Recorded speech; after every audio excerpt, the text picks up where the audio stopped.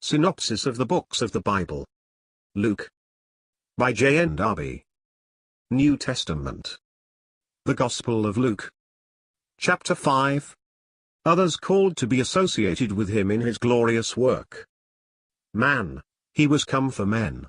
He will associate others, Luke 5, with himself in this glorious work. He has a right to do it. If he is in grace a servant, he is so according to the full power of the Holy Ghost. He works a miracle well adapted to strike those whom he would call, and which made them feel that everything was at his disposal, that all depended on him, that where man could do nothing he could do everything. Peter, stricken in conscience by the presence of the Lord, confesses his unworthiness, but drawn by grace goes to Christ. Grace raises him up and appoints him to speak of itself to others, to fish for men. Already it was not a preacher of righteousness among the people of God, but one who drew into his net those that were afar off. He attracted to himself as the manifestation on earth of the power and the character of God. It was grace which was there. The gracious work of the undefilable, all-powerful one. He was there with the will and the power to heal that which was a figure of sin, and incurable but by the intervention of God. But God had intervened, and in grace, he can say, and says, to one who acknowledged his power but doubted his will, I will be thou clean. See note. Yet he submitted to Jewish ordinances as one obedient to the law. Jesus prayed, as a man dependent on God. This was his perfection as a man born under the law. Moreover, he must needs acknowledge the ordinances of God, not yet abrogated by his rejection. But this obedience as man became a testimony. For the power of Jehovah alone could heal leprosy, and he had healed it, and the priests were to acknowledge that which had been done. Note. If a man touched a leper, he was unclean. But here grace works, and Jesus undefilable touches the leper, God in grace, undefilable, but a man touching the defiled thing to cleanse it. End of note. The Son of Man exercising his power and rights as Jehovah to forgive sins. But he brings pardon as well as cleansing. He gives the proof of this by removing all infirmity and imparting strength to one who had none. This was not the doctrine that God could pardon. They believed that. But God had intervened, and pardon was present. They would no longer have to wait for the last day, nor for a day of judgment, to know their condition. A Nathan would not be required to come and proclaim it on the part of a God who was in heaven while his people were on earth. Pardon was come, in the person of the Son of Man come down to earth. In all this, Jesus gave proofs of the power and the rights of Jehovah. In this instance it was the fulfillment of Psalm 103 verse 3, but, at the same time, he gives these proofs as accomplished by the power of the Holy Ghost, without measure in man, in his own person the true Son of God. The Son of Man has power on earth to forgive sins. In fact, Jehovah was come, a man on earth. The Son of Man was there before their eyes, in grace, to exercise this power, a proof that God had visited them. The power of grace displayed in the midst of Israel. In both these instances, see note 1, the Lord, while displaying a power fitted to extend, and that was to extend, beyond this sphere, displays it in connection with Israel. The cleansing was a proof of the power of Jehovah in the midst of Israel, and the pardon was in connection with his government in Israel, and therefore proved itself by the perfect cure of the sick man, according to the psalm already quoted. See note 2. No doubt, these rights were not limited to Israel, but at that moment they were exercised in connection with this nation. He cleansed, in grace, that which Jehovah alone could cleanse. He pardoned that which Jehovah alone could pardon, taking away all the consequence of their sin. It was, in this sense, a governmental pardon, the power of Jehovah present, fully to restore and re-establish Israel, wherever, at least, faith could profit by it. Afterwards, we shall find pardon for peace of soul. Note 1. The call of Peter is more general in this respect, that it is connected with the person of Christ.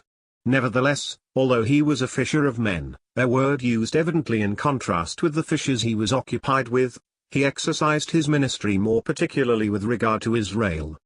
But it was power in the person of Christ that governed his heart, so that it was fundamentally, the new thing, but as yet in its connection with Israel, while extending beyond them. It is at the end of Luke 7 and in Luke 8 that we enter on ground beyond the narrow limits of Israel. End of note 1. Note 2. Compare Job 33, Job 36 and James 5 verses 14 and 15, the first outside dispensations, and James under Christianity. In Israel, it is the Lord himself in sovereign grace. End of note 2. Grace extended beyond Israel. The call of Levi and that which follows shows that not only was this power of grace to extend beyond Israel but that the old vessel was not able to bear it. It must form a vessel for itself. The perseverance of faith, and the power of God. We may also remark here, on the other hand, that faith is characterized by perseverance. In the consciousness of the evil, an evil without remedy, and in the assurance that one able to heal is there. It does not allow itself to be discouraged, does not put off the relief of its need. Now, the power of God was there to meet this need. This terminates that part of the narrative which reveals, in a positive way, divine power, visiting the earth in grace, in the person of the Son of Man, and exercised in Israel, in the condition in which it found them. The distinct characters of the first part of the Lord's ministry in power and grace. That which follows characterizes its exercise in contrast with Judaism. But that which we have already examined is divided into two parts, having distinct characters which deserve to be noticed. First, from Luke 4 verses 31 to 41, it is the power of the Lord manifesting itself on his part, as triumphing, without any particular connection with the mind of the individual, over all the power of the enemy, whether in sickness or in possession. The power of the enemy is there, Jesus casts it out and heals those who are suffering from it. But, secondly, his occupation is to preach. And the kingdom was not only the manifestation of a power which casts out all that of the enemy but of a power which brought souls also into connection with God. We see this in Luke 5 verses 1 to 26. Here their condition before God, sin, and faith, are in question. In a word, all that belonged to their relationship with God. Here, consequently, we see the authority of the word of Christ upon the heart, the manifestation of his glory. He is owned as Lord, conviction of sin, just jealousy for his glory, in the sense of his holiness which should keep itself inviolate, the soul taking God's part against itself, because it loves holiness and respects the glory of God, even while feeling the attraction of his grace, so that, owing to this, everything is forgotten, fish, nets, boat, danger, one thing already possesses the soul.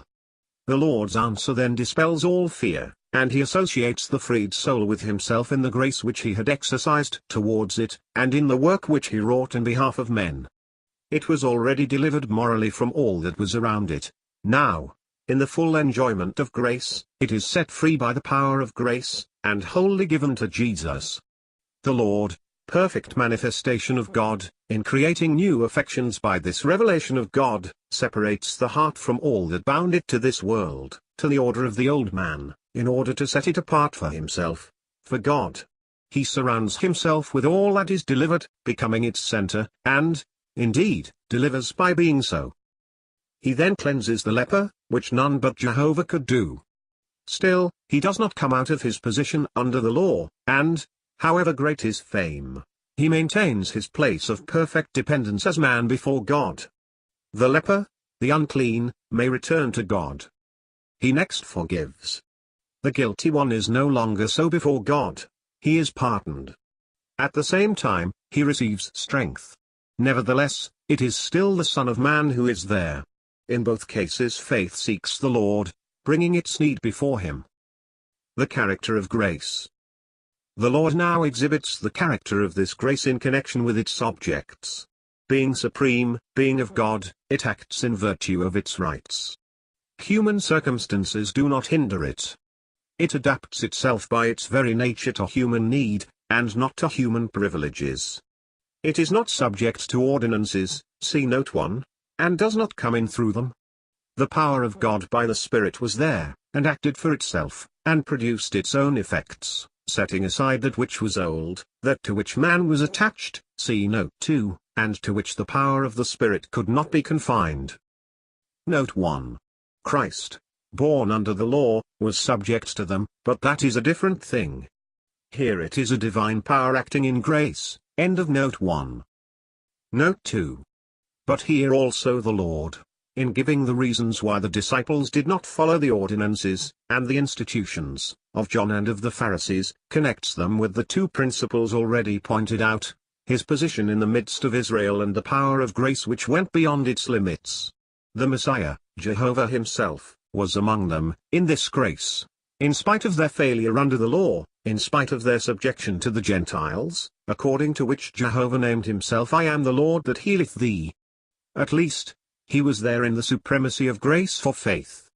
Those therefore who owned him as the Messiah, the husband of Israel, could they fast while he was with them? He would leave them, without doubt that would be their time to fast. Moreover, secondly, it is always impossible.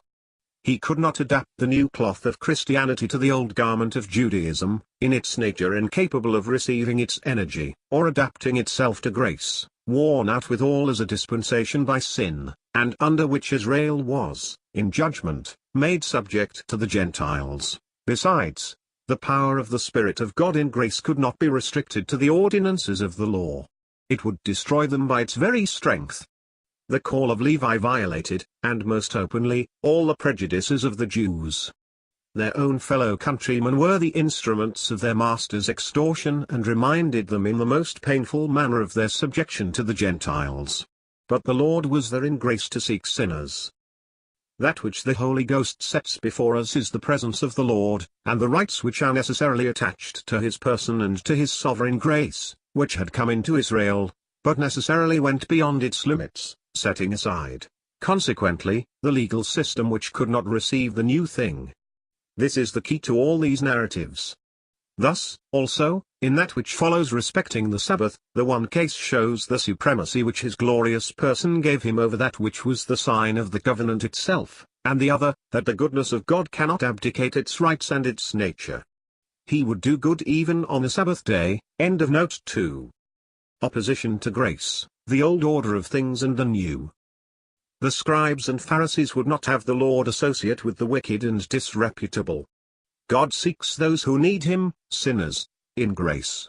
When they ask why his disciples do not observe the customs and the ordinances of John and the Pharisees, by which they guided the legal piety of their disciples, it is that the new thing could not be subjected to the forms that belonged to that which was old, and which could not sustain the strength and energy of that which came from God. The old were the forms of man after the flesh, the new, the energy of God, according to the Holy Ghost. Moreover, it was not the time for a piety that took the form of self-mortification. What else could man do? But the bridegroom was there. Nevertheless, man would prefer that which was old, because it was man, and not the energy of God.